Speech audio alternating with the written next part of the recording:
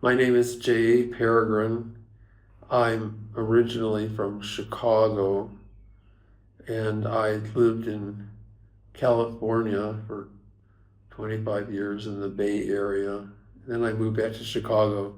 Now I'm retired and I live in what we call the upper lower peninsula of Michigan, which means Michigan is like this, and I live here. So on right on Lake Michigan. So that's where I live now, near Traverse City, Michigan.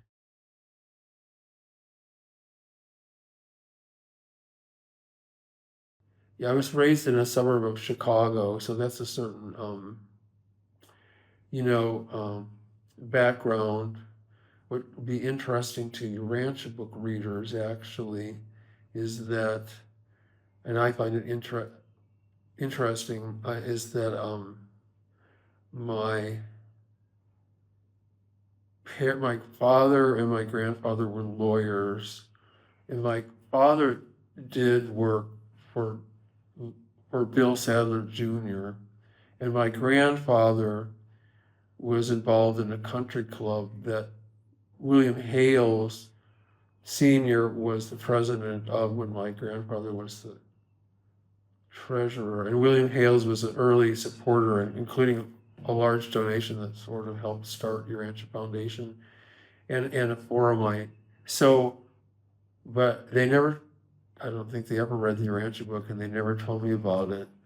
But when I was young, after I grew up, I won't need to go into all the details, but I had sort of a tumultuous um, early 20s.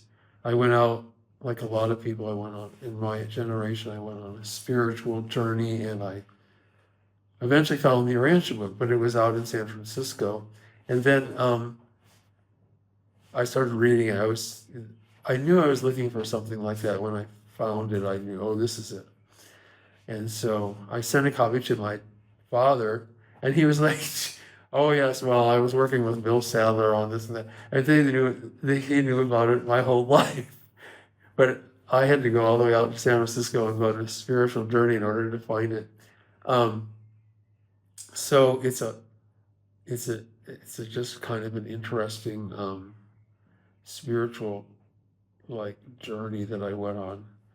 And so I worked in after college. I worked in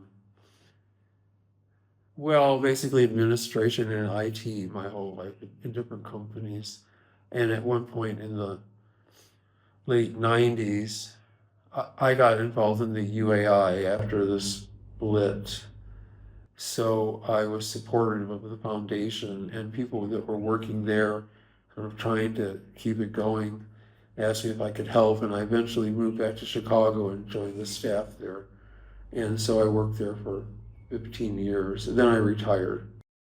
My youth, my early 20s, I, I, now I say I went on a spiritual journey, a search. I think it was a common thing in my generation. Well, I had to find the meaning of life, and it wasn't just corporate job. It had to be, you know, there was a lot of things going on then. So I uh, lived in an ashram, and I took transcendental meditation, and I I kind of was developing my own sort of personal. I now I would call it like my personal religion or philosophy. And at some point, I got convinced there was, this is to me interesting though. Got convinced that the way I thought about it at the time, this is like a 22-year-old mind, there was what I thought of, there was the Old Testament, and then there was a New Testament, and then there was a Third Testament.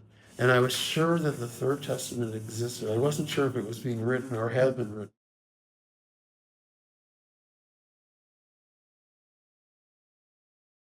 I read a lot of uh, esoteric books, And I would go to esoteric bookstores. In those days, that's where you got things. There was no internet, okay, right?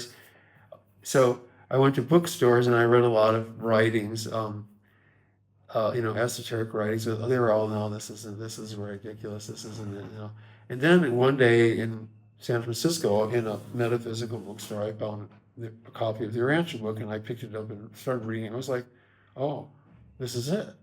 I mean, I just knew instantly this was what I was looking for. And so I started to read it, and then I was one of those people who very quickly I decided, well, I can't be the only person reading this. So I wrote a letter to the foundation, like, are there any readers in my area? And I got a nice letter back from Christy, and she sent me Vern Grimsley's name, and then they contacted me, and they sent out a few people to interview me. Garth Jameson was the main one, and then they invited me to their study group, and then I met other people, and before you knew it, I moved in with some Urantia book readers, and the rest was history.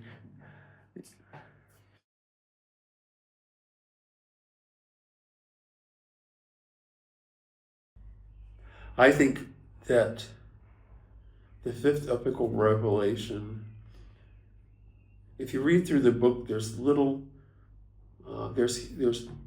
snippets and pieces that are spread throughout the book that if you start connecting them, there's a story behind it, but it's not expressed in one place too much. But the place it is the most is the paper that's Seraphic Planetary Government.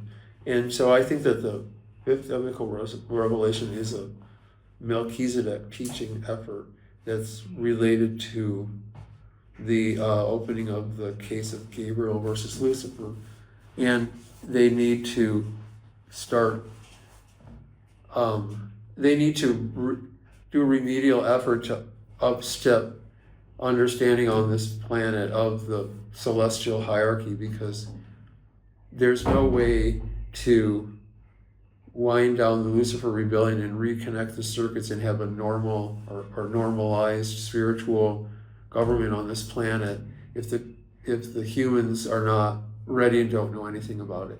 So I think that's the long-term plan, and it's the first step. So it's something that Melchizedek sent, and it's given in advance. So we're the early pioneers of this effort, and it's a long-term effort, and it's a very difficult effort. So that's what I think it is.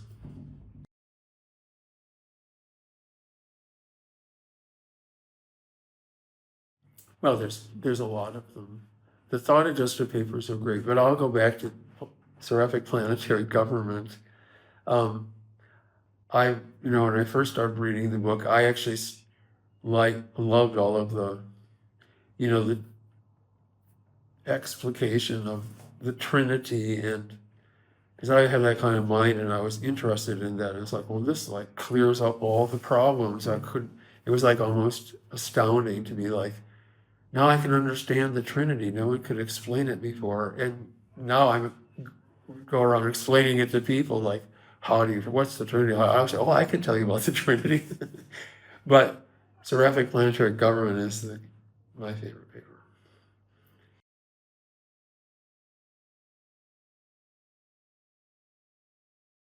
That's a very good question. I've gone through different stages, so, and I think that's normal as you grow older. So there's no one answer even for me, but for many years, start out I hung out with Urantia book readers and went to study groups all the time and got involved in this and that, and then I eventually worked at Urantia Foundation. So, but when I left the foundation, I went up to help take care of my dad, who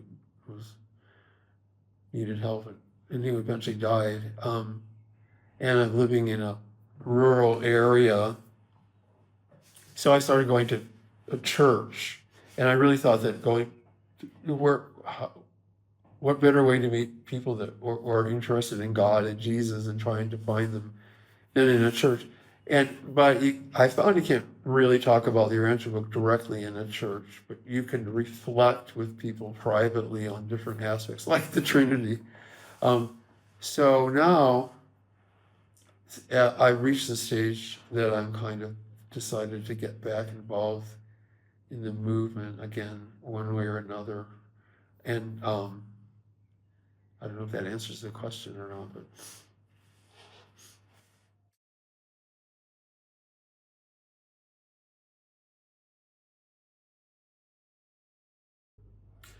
I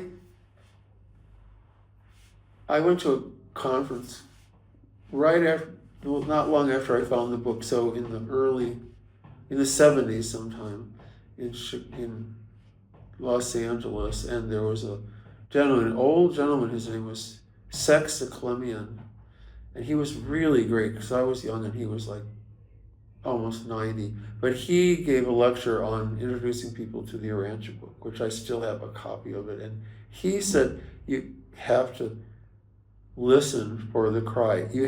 They tell you that what they want to hear, and you just can't go to people and say like, "Oh, here, you better read this book." But people will, if you're open, people will come to you. I had walking down, well, an hour ago, I was going back to my room, and one of the maids came up to me and said, "What is the Urantia book?" And she wanted to know about, she said, "It seems amazing. Is it the Bible?" And I said, "No, it's something else." Cool, how can I get a copy? So I gave her the website. So I mean, here, she just came to me and like, that was easy. But other people, you know, I think you have to be careful because it's going to, a lot of people will be, in their own minds and social system, they'll be blocked from it for a long time. But I don't hide it, but I do listen for the call. And I've had some people that are related to my Catholic background who even now actually said to me like, "What is this conference you're going to in Paris? When you come back, you're going to have to explain it to me." And they know something's up. So I will, you know. That's like, I found that a much better way than trying to hit people over the head with it.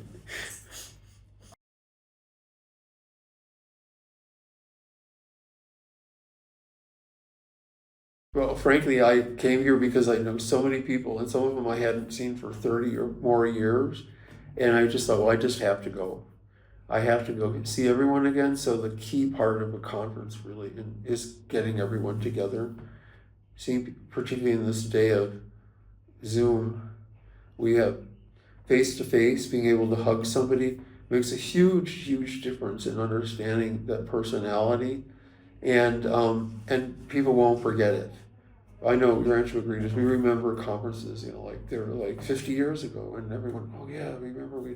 So it's a now, and the topics are always interesting, and people put a lot of put a lot of work into it, maybe money too, but so I always listen with interest to what people have to say, but really, it's about getting together and meeting and seeing each other.